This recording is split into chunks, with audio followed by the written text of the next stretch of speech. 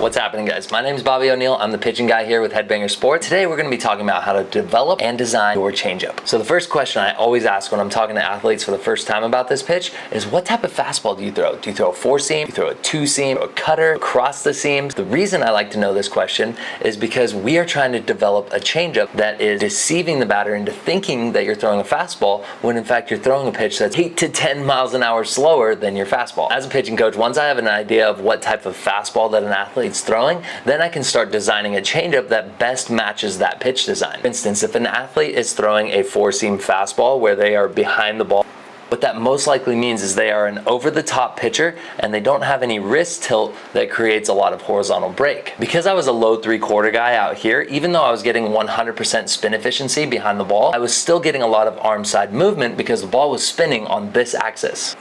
That's one of the main reasons why my changeup was so elite. Really quick, let me get into the grip. I like to blend my four-seam fastball with my four-seam changeup. All we're doing is we're taking the index finger and we're replacing it with the middle finger, and then we're just bringing that ring finger into the equation, and we're holding it just like a fastball with these three fingers, with your fingers aiming out to the side. Now, obviously, you're not going to let go of the ball like this. So what we're going to do is we're going to place those fingers on the sides of the ball here. And then for me, because my hands are on the bigger side, I like to hold it deeper into my palm so I can release tension off of the tips of my fingers to help slow down the pitch and help decrease spin. Once I'm in this position, I want to hold the ball as loose as possible without the ball falling out of my hand. But all I'm trying to do is I'm trying to feel the exact same arm path as my fastball when I throw it. Like I said before, even though I'm throwing a four-seam pitch, I'm not gonna have a flat changeup because I'm a low three-quarter guy and the axis of my grip is naturally bringing me out into this slot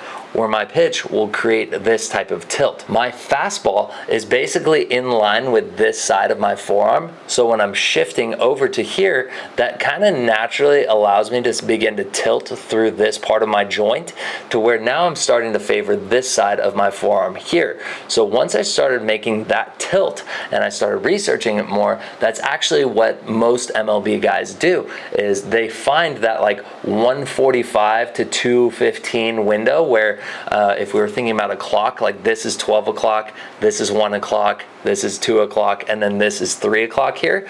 What we're trying to do is we're trying to find that 215 window being the max with your forearm without getting further sidearm. So for me, because I naturally lived in that low three-quarter slot, what I basically did here was I started creating what was depth, where I would get through that pitch and it would not only spin in this direction, but it would actually start taking shape this way, where it'd start diving off as well. Now, I do not recommend to anyone who is an over-the-top guy to try to manipulate the ball and manipulate their shoulder to try to create that type of spin, because that's just not good on your shoulder. You want to find the slot that is most comfortable for you, and you want to blend it with as close to your fastball position as possible. Now, typically guys who are over the top tend to have pretty dominant index finger position, so when they are releasing that ball, they are staying behind with that index finger really well.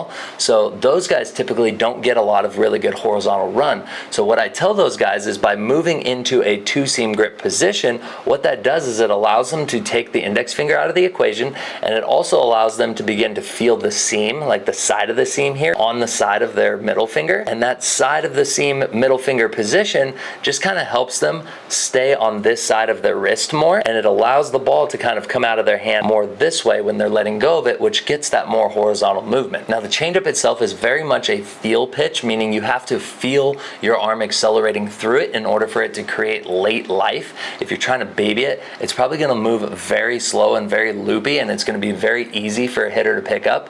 So it's vital, in order to like sell that deception element, you have to throw it as hard as your fastball and just trust that the grip is going to decrease the speed and increase movement. For me personally, the way I was able to generate feel with this pitch was by throwing it at 90 to 100 feet with max intensity. When you get out to that 120-foot distance, it's really easy for you to generate a lot of movement, but if you go slow intensity, that ball is just going to dive before it ever gets to your target. So it forces you to kind of rip through the ball, it forces you to stick your landing, and it forces you to really get good extension, which is exactly what a changeup needs. Now, obviously, how good this pitch actually is going to determine when you throw it and what counts. So if you're going to throw it in a fastball count, you better be super confident in it. So for me personally, I had a lot of confidence in it, so I would would throw it 0-1, 1-1, 1-2, sometimes 3-2. It really just depended on the situation, but as a rule of thumb, I would typically throw it inside to righties to get a ground ball and away from lefties to either get a weak ground ball to the third baseman or a swing and a miss pitch. I rarely use this pitch to get ahead in the count, but I always use it as a contact opportunity or a strikeout opportunity. For those of you guys looking to decide between a 2-seam changeup, a 4-seam changeup, or even a split finger,